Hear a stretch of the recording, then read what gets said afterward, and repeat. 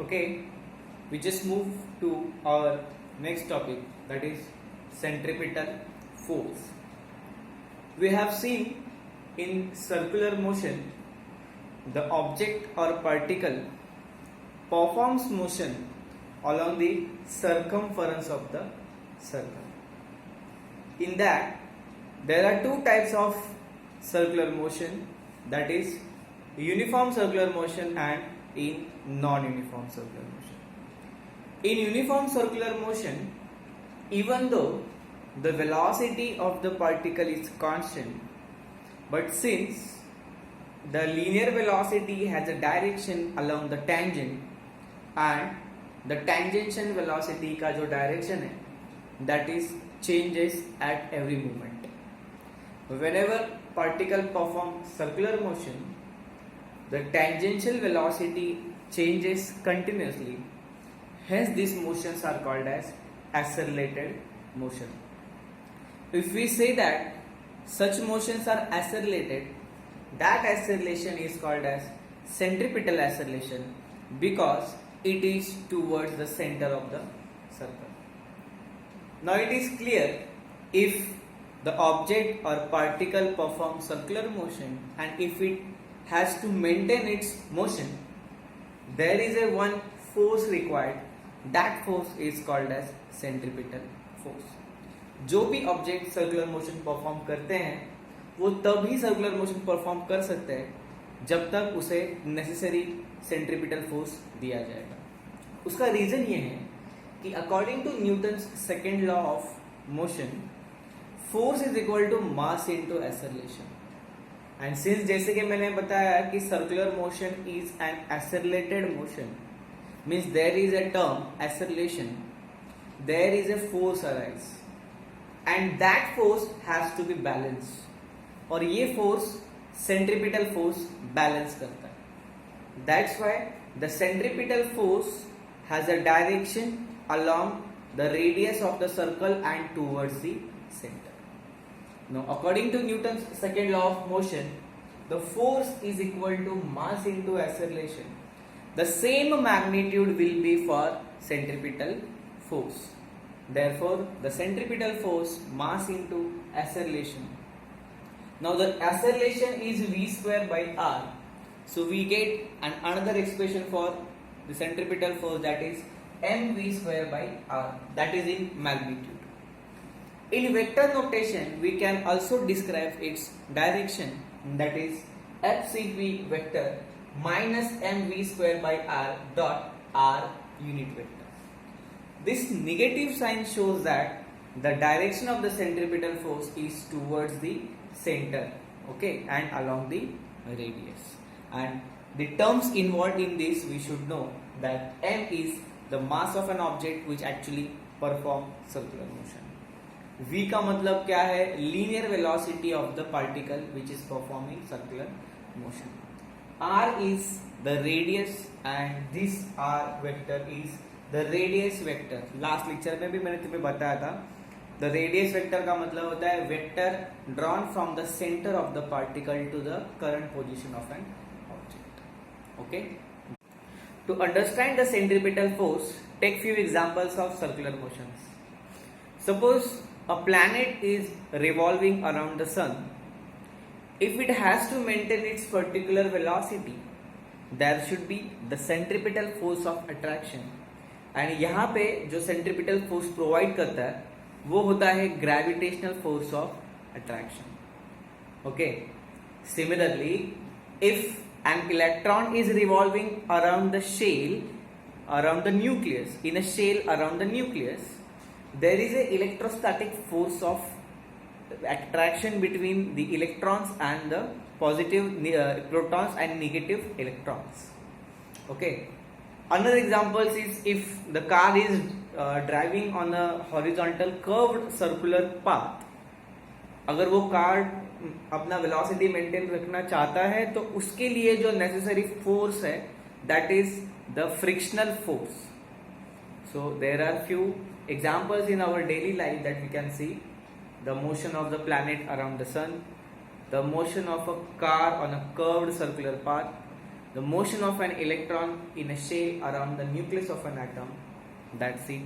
ये सारे एग्जाम्पल्स में नेसेसरी सेंट्रीपिटल फोर्स को मेंटेन किया गया है। जो दूसरा पार्ट है दैट इज सेंट्रीफ्यूगल फोर्स, ये एक ऐसा इमेजिनरी फोर्स है जहां पे Newton's law of motion valid नहीं होते, और अगर ऐसे फोर्सेस को Newton's law of motion valid करना है तो we have to consider certain mysterious और pseudo force that is centripetal force. अब इसको एक्सप्लेन करने के लिए हम एक एग्जांपल लेते हैं। Suppose in amusement park there is a one circular floor which is at rest initially. Now we stand on that particular floor, and if that floor start rotating on a particular axis, we feel a certain force that is pulling us outside the floor, and for us to be at that point we have to give an inward force in inside direction. जब हम कोई circular floor पे खड़े होते हैं और वो floor को जब रोटेट किया जाता है तो हमें एक आउटवर्ड पुल किया जाता है एक फोर्स से, और अगर हमें उस फ्लोर पे अपने आप को मेंटेन रखना है तो there should be one inward force, और ये मेंटेन करने के लिए जो आउटवर्ड फोर्स हम पर जो रिएक्ट किया जा रहा था that is called as centrifugal force. अब यहाँ पे अगर आप डायग्राम देखेंगे तो दिस डायग्राम शोज दैट कि ये जो सेंट्रीपिटल फोर्स है it is towards the centre. Similarly there is a one outward force that is away from the centre but along the radius of the circle, that is centrifugal force.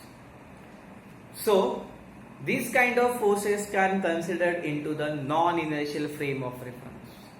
In 11th standard, we have studied what is inertial frame of reference and what is non-inertial frame of reference. और ये जो non-inertial frame of reference होते हैं वहाँ पे Newton's के law valid नहीं होते, और अगर हमें न्यूटन्स के लॉज को यहाँ पे वैलिड करना है in such non-inertial frame of reference, then we have to consider some imaginary or pseudo forces. Such forces is called as centrifugal force. In magnitude, the centrifugal force is equal to the or same as the centripetal force, only the direction is opposite. अगर हम example देखें तो suppose हम लोग किसी बस में बैठे हैं और सडनली जब बस स्टार्ट हो जाता है तो we get the force in backward direction. Suppose any vehicle or car is turned to the left side, तो we get a pull in the right hand side. तो ये सब है that is nothing but the centrifugal force के कुछ examples हैं. Okay, ये जो centrifugal force है उसके अगर कुछ examples देखने जाएंगे तो जैसे कि मेरी गो राउंड में जब चिल्ड्रंस बैठते हैं एंड वो पर्टिकुलर इंस्ट्रूमेंट जब गोल गोल घूमता है तो that children is experience by an outward force. उनके ऊपर जो फोर्स काम करता है that is centrifugal force. Another example, अगर हम सपोज हमने कोई bucket of water full of water हमने टाइट कर दिया है, okay, and if you are rotating in a particular axis, okay, so the water does not split out just because it is been hold by the centrifugal force. उसका जो weight है that is balanced by the centrifugal. Everybody knows what is uniform circular motion. जब भी कोई particle और object circumference of the circle पे motion करता है with a constant angular speed, तो such motions are called as uniform circular motion. यहाँ पे इससे कुछ एप्लीकेशंस है. उसमें से पहला एप्लीकेशन है, सपोज कोई कार या vehicle is moving on a curved horizontal road. अगर ये ऐसा है तो नेसेसरी सेंट्रीपिटल फोर्स अगर प्रोवाइड होना बहुत जरूरी है to maintain its circular motion. तो इसलिए ये एक फर्स्ट एप्लीकेशन है यूनिफॉर्म सर्कुलर मोशन का. सेकेंड जो एप्लीकेशन है दैट इज वेल और वॉल ऑफ डेप्थ. जैसे कि एक सिलिंड्रिकल और सर्कुलर ऐसा एक जो स्ट्रक्चर होगा जिसके अंदर कार या बाइक उसके सरफेस के ऊपर गोल घूमते रहेंगे. That is the second application. Third application जो है that is the banking of road. इसमें क्या होता है कि outer edge of the road is slightly elevated with respect to inner edge, that is called as banking of road. और ये क्यों किया जाता है? So that we can obtain maximum velocity as well as certain optimum velocity. ये balance करता है इस कंडीशन को. Okay, it is good remedy to so that there will be a sufficient the friction and to avoid the accidents. Okay, और last जो है that is conical pendulum. Okay, so one by one we will study. ये जो हमने 4 application discuss किए uniform circular motion के, जैसे कि horizontal curve road, banking of road या कॉनिकल पेंडुलम या फिर ये वॉल और well of the death. Now हम ये एप्लीकेशन में देखते हैं कि वेल ऑफ द डेथ का मतलब क्या है कि इसमें एक वर्टिकल सिलिंड्रिकल सर्कल होगा, जैसे एक सिलेंडर. अगर अंदर से देखेंगे तो it's a circular in shape, और उस सर्कुलर सरफेस पे कार या कोई बाइक ड्राइव की जाती है. और ये हम कहाँ देखते हैं? जहाँ तो जनरली एम्यूजमेंट पार्क में या फिर चिल्ड्रंस पार्क या वीकेंड से किसी मेले में हम ऐसा देखते हैं कि कार होती है वो इनर सर्कल में राउंड एंड राउंड घूमती रहती है. और ये इतना आसान नहीं है. अगर ये परफॉर्म करना है, ये स्टंट अगर परफॉर्म करना है तो उसके लिए कुछ नेसेसरी वेलोसिटी होनी चाहिए, वरना दैट कार और व्हीकल कैन बी ड्रॉप्ड. और ये कोई आसान चीज भी नहीं है. लेकिन जो एक्सपर्ट्स होते हैं, जो इसे परफॉर्म करते हैं, उनके लिए कुछ फिजिकल टर्म्स या फिजिकल चीजें मालूम होनी चाहिए. जैसे कि सपोज ये इनर सर्कल पे ये बाइक है या कार है जो राउंड सर्कल में परफॉर्म कर रहे हैं. ऐसे केस में अगर हम देखेंगे तो उसका जो वेट है that is always in the downward direction. But यहाँ पे नॉर्मल रिएक्शन कैसे होता है? That is perpendicular to the surface और एन ऑब्जेक्ट. अब इसका जो पर्टिकुलर शेप है, अगर हम ऑब्जेक्ट का अगर हम साइज देखेंगे या उसका जो पर्टिकुलर डायरेक्शन में वो ओरिएंट करता है, तो डाउनवर्ड डायरेक्शन में W that is equal to weight of the object और वेट ऑफ द कार होगी या वेट ऑफ द बाइक होगी along with the mass of that person. और normal reaction will be towards the center of the circle. और ये normal reaction का काम क्या है? To provide the necessary centripetal force. Okay? अब particularly वो surface के ऊपर भी एक kind of friction होगा, और वो friction किसमें होगा? वो particular bike का या कार का टायर और surface of the road. But यहाँ पे the direction of the frictional force is in upward direction. That is exactly opposite to the direction of the weight. और यहाँ ज्योमेट्री आप देख सकते हो कि यहाँ पे जो फ्रिक्शनल फोर्स है वो कितना होगा? That is equal to weight of the object, that is. और जो नेसेसरी सेंट्रीपिटल फोर्स है, जैसे कि मैंने बताया कि वो नॉर्मल रिएक्शन उसे प्रोवाइड करेगा.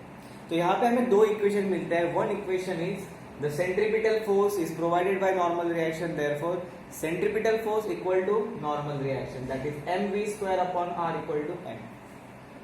और दूसरा इक्वेशन जो है that is mg equal to fs, that is frictional force is equal to the weight of the object. अब 11th में हमने static friction पढ़ा है. According to the law of static friction, the fs is equal to mu s into n. But अगर ये situation को carry करना है, यही सिचुएशन को कंट्रोल करना है, तो our frictional force should be less than the mu s n. मतलब उसका जो पर्टिकुलर सेंट्रीपिटल फोर्स है या उसका जो म्यू एस एन या जो ये जो फ्रिक्शनल फोर्स है that should be less than this mu s into n. ये कंडीशन है. अगर ये कंडीशन अचीव नहीं की जाएगी तो वो ऑब्जेक्ट या कार वहीं पे ड्रॉप हो जाएगा. अगर ये कंडीशन को हम मानते हैं तो यहाँ पे जो फॉर्मूला है मैं यहाँ पे फिट कर देता हूँ. मतलब यहाँ पे Fs should be less then mu S और यहाँ पे नॉर्मल रिएक्शन mv स्क्वायर आ रहा है. ये दोनों इक्वेशंस को मैंने यहाँ पे फिट किया. Then I cancel the term m and m here and we get an expression g is equal to mu s v square upon r. और इसी से हमें इक्वेशन मिलता है v square should be greater than rg upon mu S.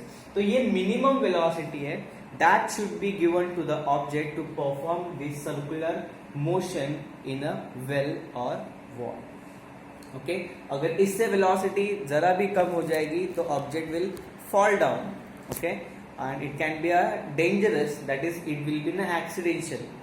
Okay, so the velocity should be greater than under root of rg upon mu s, where r is called as the radius of the inner circle, g is of course the gravity, that is gravitational acceleration, and mu s will be the coefficient of friction. I again explain, यहाँ पे जो necessary centripetal force है उसे कौन balance कर रहा है, तो नॉर्मल रिएक्शन बैलेंस कर रहा है, और जो लॉज ऑफ फ्रिक्शन के हिसाब से जो फ्रिक्शनल फोर्स होता है that is equal to mu s into n, यहाँ पे म्यू एस इंटू एन का जो टर्म है that should be greater then the frictional force. Okay, अगर ये कंडीशन बैलेंस होता है तो वो आपको वर्टिकल सर्कल में वो कार या बाइक कंटिन्यूसली रोटेट होते हुए दिखेगी। ओके, तो we have seen what is the banking of road. Okay, इस बैंकिंग ऑफ रोड में द आउटर एज थोड़ा सा एलिवेट करता है with respect to inner edge, making certain angle, और इस प्रोसेस को कहते हैं बैंकिंग ऑफ रोड्स। और इसका रीजन ये है कि जब आप कोई कर्व्ड पाथ पे ट्रैवल करते हो तो due to some rainy situations और some other situations like if the surface is smooth, the maximum ability to the car which can be driven, the speed, available speed or the maximum speed decreases. So this is the best option for making a car can be moved with the higher speed, that is banking of roads. In the process of banking of roads, okay, we are assuming that the vehicle is traveling on a horizontal curved path which is elevated or which outer edge is slightly raised with respect to inner edge. To understand this concept, suppose this is an vehicle whose mass is m इतना उसका मास है, और it will exert the downward force w, that is equal to mg, the weight of the vehicle. Okay, जो उसका weight होगा वो downward direction में होगा, and there will be another force that is called as normal reaction which is perpendicular to the vehicle as well as the surface of the road. तो यहाँ से हम एक नॉर्मल रिएक्शन देख रहे हैं इन वर्टिकल डायरेक्शन, और ये किसको होगा, ये व्हीकल या सरफेस को परपेंडिकुलर होगा। ठीक है, आज हम देख ही रहे हैं कि यहाँ पे जो थीटा है that is the angle between an outer edge and inner edge of the surface, जिस सरफेस पे वो vehicle that is curve horizontal surface पे या बैंक रोड पे, such road is called as bank road पे vehicle travel कर रहा है। There is one more force that is called as frictional force between the tyre of the road and the surface of the road, tire of a vehicle and surface of the road। और ये जो frictional force है वो क्या करेगा, इसका काम ये है to provide necessary centripetal force for the car. So minimum centripetal force उसे मिलना चाहिए या नेसेसरी है, उसे प्रोवाइड करने का काम ये सेंट्रीपिटल फोर्स को प्रोवाइड करने का काम ये फ्रिक्शनल फोर्स करेगा। Now we are going to resolve the components of normal reaction and frictional force, क्योंकि ये दोनों भी दे आर नॉट हॉरिजॉन्टल और वर्टिकल। जहां पे हम देख रहे हैं this normal reaction is making certain angle with the vertical Y axis. यहाँ पे हम देख रहे हैं नॉर्मल रिएक्शन, ये vertical Y axis angle is theta. Similarly the frictional force is in the backward direction, this is making certain angle with the X axis that is also theta. Now this frictional force and the normal reactions are resolved into their respective x and y axis component or respective horizontal or vertical components. So this angle is theta, that's why the components are n cos theta and n sin theta. And this f makes an angle theta with the horizontal axis, that's why it is f cos theta and f sin theta. जब हमने 11th में vector का topic पढ़ा था वहां पे हमने resolution of components पढ़े हैं। if a certain vector is making an angle with the horizontal axis, then how the components are resolved. वहाँ पे अगर theta is an angle with the X axis, तो जो एक्स एक्सिस कंपोनेंट होगा that will be cos theta, और Y axis के साथ जो होगा that will be sine theta. तो I think you must be aware of this. Now we are going to balance certain equations. तो यहाँ पे जैसे कि हम देख रहे हैं कि one vehicle that is moving on a curved bank road which is at a bank at certain angle theta. अब ऐसे व्हीकल में जो डाउनवर्ड वेट है उसकी वजह से नॉर्मल रिएक्शन एग्जर्ट होगा, और ये जो फ्रिक्शनल फोर्स है that is going to provide the necessary centripetal force. अब इसी को हमने यहाँ पे बैलेंस करके दिखाया है. जिस इक्वेशन को हमने force that is frictional force और नॉर्मल रिएक्शन के कंपोनेंट्स, रिजॉल्व कंपोनेंट्स आपको दिखाया है. Okay, now we can understand by this diagram that कि ये जो पर्टिकुलर नॉर्मल रिएक्शन का जो कंपोनेंट है that is actually balanced. Okay, the n cos theta is actually balanced by the downward weight and the f sin theta, that is the sin theta component of the frictional force.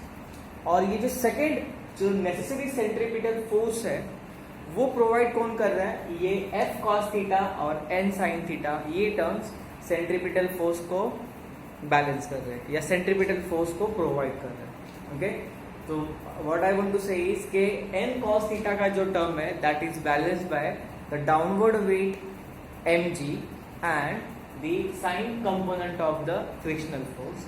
Similarly the necessary centripetal force of a required for the circular motion of a car is given by the cos component of the frictional force and the sin component of the normal reaction. अगर इन दोनों को equation को balance करेंगे तो according to the diagram we get an equation that is n cos theta is equal to mg plus f sin theta. तो यहाँ पे हमने फर्स्ट इक्वेशन नोट डाउन कर दिया, तो वहां से हमें mg का इक्वेशन मिल गया. सिमिलरली जो सेकेंड वाला जो बात मैंने बोला कि necessary centripetal force that is provided by these two components, so that's why n sin theta and f cos theta that is addition will be necessary centripetal force mv square by r. तो यहाँ पे अगर हम equation 2 को अगर equation 1 से divide करेंगे तो हमें इक्वेशन मिलता है v square upon rg that is n sin theta plus f cos theta divided bye n cos theta minus f sin. ठीक है, उसके बाद हमें देखना है कि suppose we want the maximum speed, अगर हमको स्पीड ज्यादा चाहिए that is v is equal to v max, then the necessary frictional force between the surface of the road and the tire of the car, Fm, that is maximum frictional force, that is and mu s into n, that is called as the static friction coefficient of static friction is mu s. और ये equations हमने यहाँ पे instead of ये वाले force पे हमने यहाँ पे सब्स्टिट्यूट कर. ओके, अब इन चारों टर्म्स में n एक ऐसा कॉमन टर्म है तो हम उसको निग्लेक्ट कर देंगे. तो हमें इक्वेशन मिलता है that is v square max upon rg is equal to sin theta plus mu s cos theta divided by cos theta minus mu s sin theta. Okay, और यही इक्वेशंस को हमने v स्क्वायर मैक्स और ये rg का जो term है वो वहां पे मल्टीप्लीकेशन के लिए. ओके, तो यहाँ पे हमें इक्वेशन मिला that is v max square that is maximum velocity का square that is equal to rg in the bracket sin theta plus mu s cos theta divided by cos theta minus mu s sin theta. अब यहाँ पे inside this bracket there are 4 terms, and if we divide each and every term by cos theta we get v max square rg. sin theta को divide करेंगे cos से you will get tan theta. mu s cos theta को divide करेंगे cos theta से तो यहाँ पे cos theta का term will be cancelled, that is mu s. then cos theta again divided by cos theta, that is 1, and the mu s sin theta again divided by cos theta, that is mu s tan theta. So finally we come to the expression that is v max is equal to under root rg inside the bracket tan theta plus mu s divided by 1 minus mu s. Now we just consider two cases. Okay, one case is where we want the optimum speed and where we want the maximum speed. Okay, if we want the maximum speed, then consider that the instead of bank road, it is only an horizontal curved road. मतलब वहां पे किसी भी तरह का banking नहीं किया गया है, तो angle of banking becomes zero. अब एंगल ऑफ बैंकिंग अगर जीरो हो जाएगा तो ये एक्सप्रेशन में हमें क्या मिलता है, v max is equal to under root mu r g, क्योंकि यहाँ पे जो भी tan थीटा के टर्म्स है, tan zero is equal to zero, सब चले जाएंगे. ओके, और केस 2 में mu s equal to zero. अब इसका मतलब क्या है कि the coefficient of friction between the surface of the road and the tyre of a vehicle is equal to zero. और ये कब होगा, अगर वो सरफेस इज ऑयली है या इट इज वेरी या too smooth and the friction coefficient of friction is very less. In that case you know that हम व्हीकल ज्यादा स्पीड में चला नहीं सकते, because of there is a certain less amount of friction available. जितना friction कम available होगा vehicle को, उतना हम लोग सेंट्रीपिटल फोर्स प्रोवाइड नहीं कर पाएंगे, तो व्हीकल उतना स्पीड में हम नहीं ले जा सकते. तो यहाँ पे if you keep mu s equal to zero, तो हमको इक्वेशन क्या मिलता है, v zero equal to under root r g tan theta.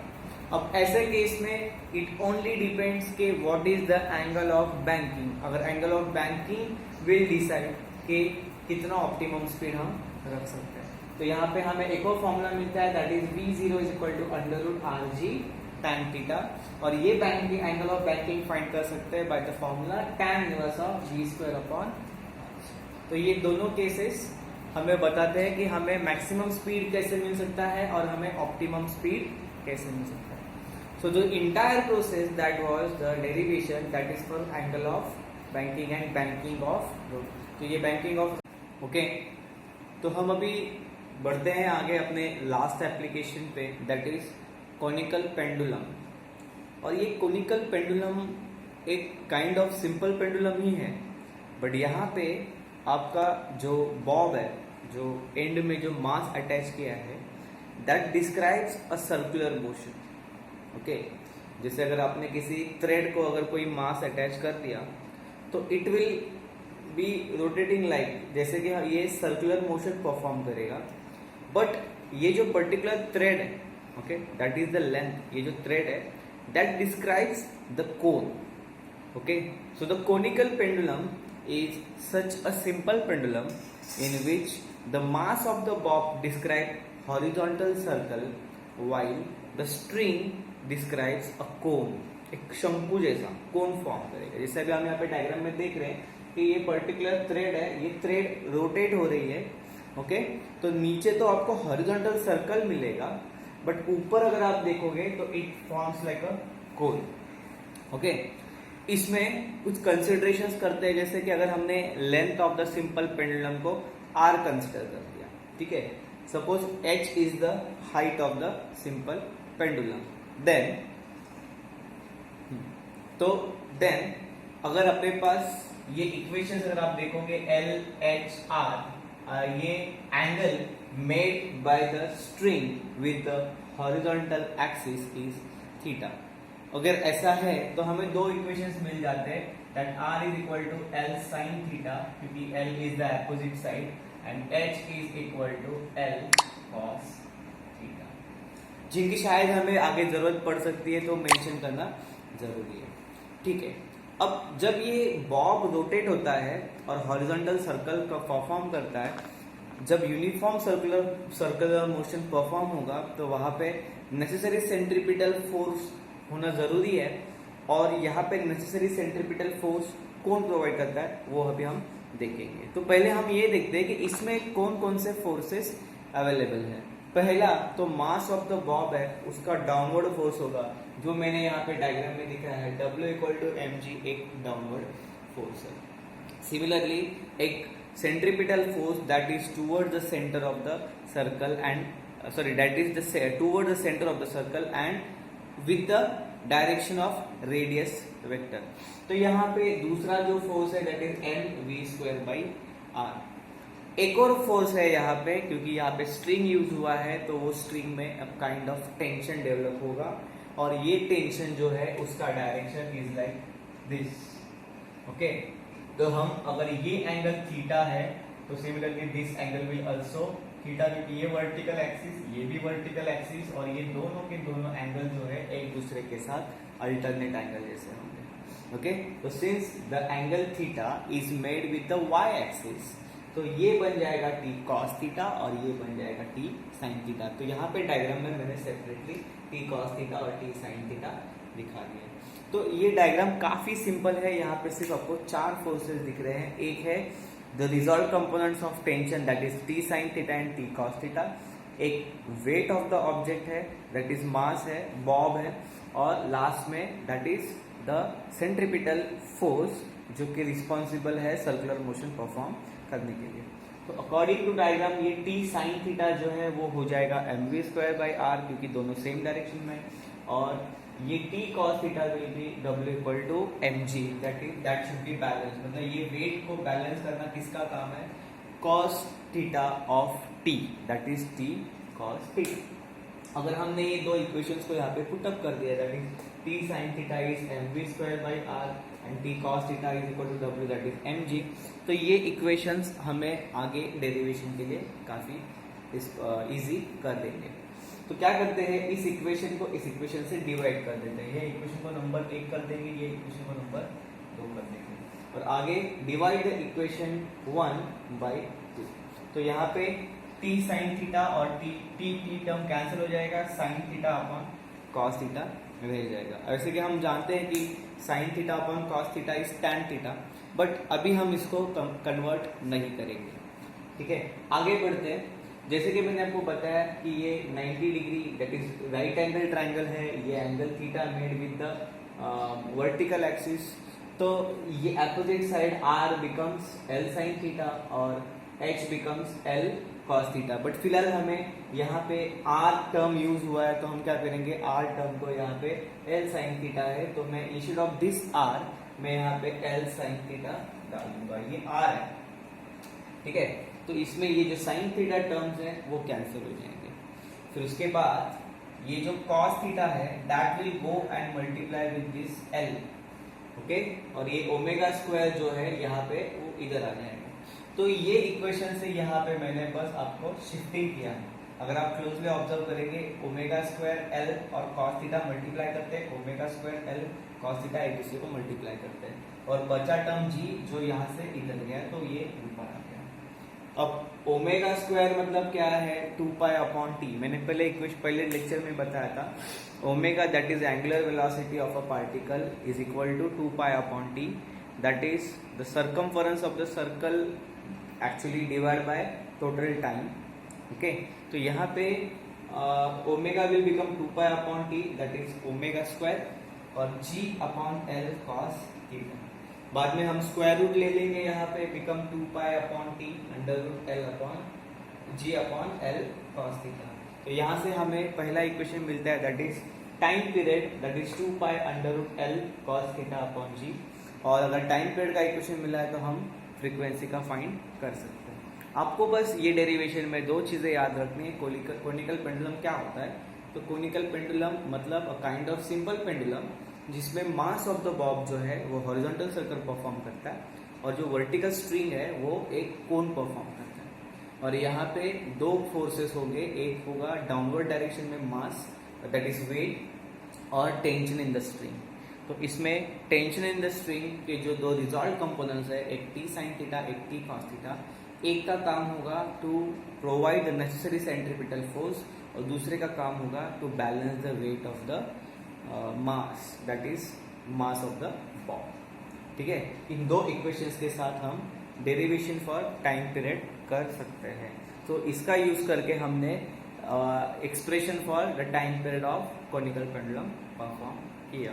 अगर ये cos थीटा जितना कम होते जाएगा, that is if the angle is less, okay, so that t cos theta almost become equal to 1, क्योंकि cos 0 इज इक्वल टू 1।